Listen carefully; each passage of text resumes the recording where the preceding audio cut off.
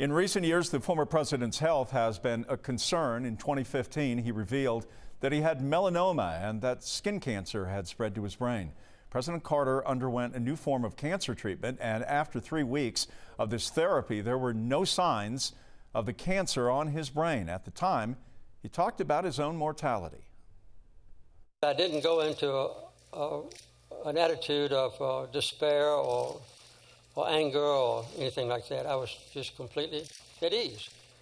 As Rosa would testify, I think if you have any doubts about my veracity, but I've just been very grateful for that part of it. So I'm ready for anything. 4 days after that news conference, I was in Plains, and he was at the Marantha Baptist Church and teaching and in splendid humor, and of course his life would go on.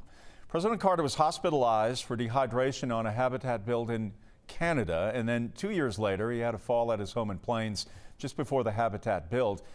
His face was bruised, but he was soon back at work building a habitat home in Tennessee, in Nashville. And last year, President Carter made 2 appearances of note, both of course in Plains. One was in August to celebrate Rosalind's 95th birthday, and then back in September, the couple came out for the 25th annual Peanut Festival Parade. That vehicle right there is a 1946 Ford Super Deluxe convertible.